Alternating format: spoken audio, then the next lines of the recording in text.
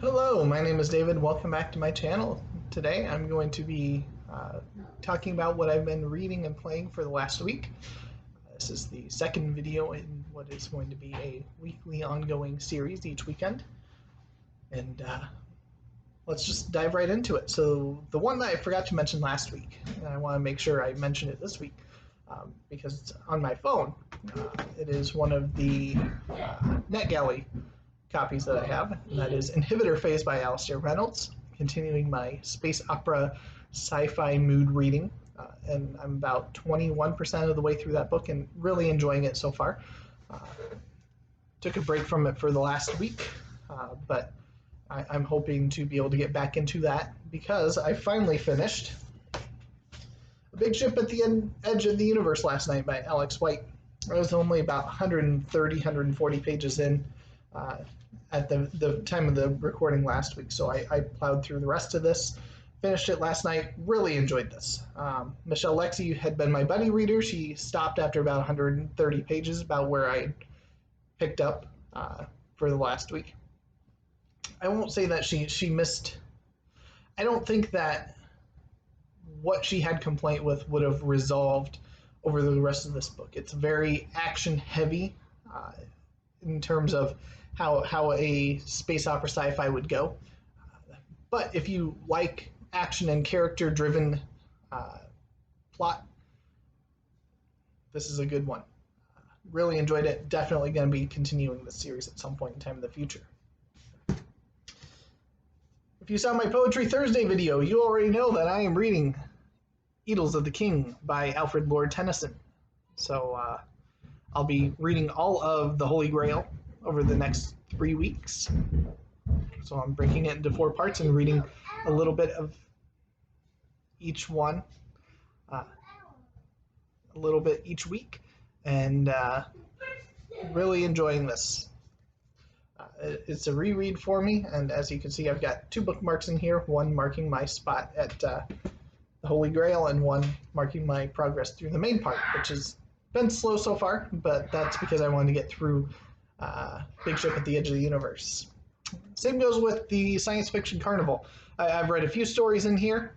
I'm not super far into there. I'm not quite halfway, getting close to that point.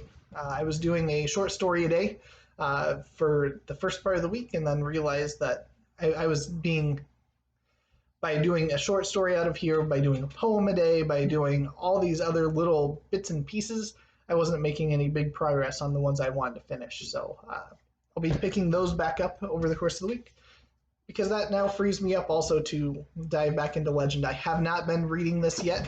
I haven't made any progress, but this is definitely on my horizon of what to be reading.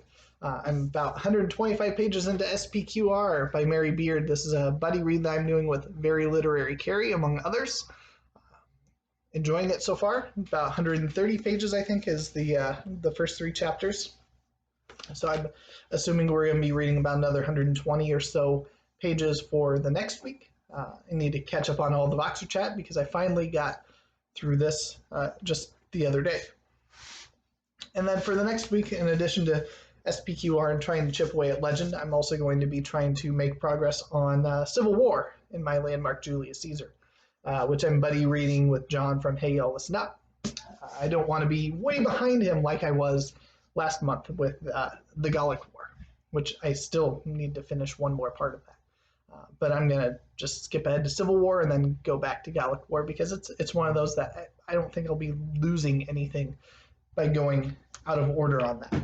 So those are the books that I read the last week. What I'm planning on reading being Legend, SPQR, the Civil War, Inhibitor Phase, try to chip away at all of those, as well as a little bit of Edels of the King and the science fiction Carnival. So let's talk about the games I've played. There's quite a few of them, actually. I've gotten more board game plays in this last week on my vacation than I was able to make progress on books, which I'm okay with, because I've been in a big book kick, and so my board gaming had gone down, and so I was glad to kind of even that out over the course of the week. So my wife and I played Circle of Wagons to kind of kick things off. It's a little 18-card game where you've got these little four-sided cards, and the backs of them have scoring conditions, so you have 3 scoring conditions, and then the others are used to draft and build your little city to try to score points.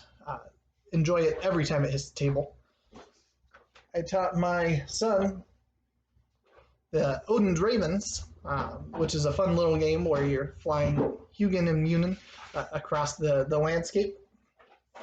And we played on a shortened map, and then without the Loki cards that let you break the rules. I think he really enjoyed that. We also played a couple of his other games. My first Castle Panic, we played Rhino Hero and Building Site. So had fun having just an hour or two just playing games with him. Played a game of the Star Wars customizable card game and had a blast with that. That was not with my wife because I don't think she would play it. But with my wife, we played Arboretum, which is always a delight every time it hits the table.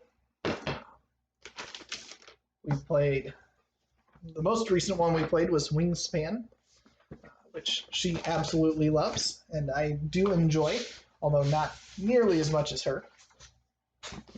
I think the same probably goes for Everdel. I think she likes this one more than I do, but I enjoy this every time it's the table. It's the right blend between worker placement and building a tableau of cards, which is also kind of true for Wingspan. But I think I like this one just a smidge more than Wingspan. We played 2 games of Everdel, and I'm hoping to play this with her later tonight, which was in my top 25. Pushed some things around on my own, those being that Star Wars card game, the Lord of the Rings card game, which was in my top 10. I don't have anything to show for it because it's not in any visible box that you would be able to identify what it is, but I played that last night. And then I also played a few rounds of a war game called The Black Prince. So it takes place during the 100 Years' War, so you get the little map, and you got armies and horses and knights. It was good fun. And then I also had a day where I got together with a good friend of mine. We get together every Thursday, but this week we both took Friday off. Well, I already had it off, but he took Friday off, and we played for about 8 hours. Got in 3 sessions between 2 games. Played 2 games of Conflict of Heroes Guadalcanal, which is World War II battles on the Pacific Theater. And it was our first time trying that one out and had some good fun with it. Enough so that we played it twice in a row, doing 2 different scenarios in there. Just a few units on each side, and so it's all about positioning. And one of the cool things is when you hit the opposing person, they draw from the little damage pile, and so they see what damage has been put on that unit. You don't know what has affected it. It could make it so they can't move, can't fire, so that they have a harder time hitting, so that they have go berserk and have a stronger attack against your flank. It could be that there's no hits. It could be an instant kill. If it's an instant kill, you would reveal that. But if they take 2 hits, they'll die. But if it's a no hit, then you would reveal the no hit and they're still alive. So it has some interesting nuances to it that I really enjoyed. And then we played 65, which is a squad-based battle in Vietnam War. And that one took a big chunk of the time. We played the 2 games of Conflict of Heroes in the time it took us to play 1 game of 65. And I think we both agreed that 65 was fine, but it was not spectacular. And that instead of playing 65, we would have both rather played a game called Combat Commander, which had a very similar feel, which we enjoy a lot more, and is set in, I believe, World War II. So those are the games that I played. Just wanted to make a quick update. Didn't want to make this a super long video, so hope you have had a good weekend and have a good rest of your weekend if you're seeing this over the course of the weekend. And I will talk to you later.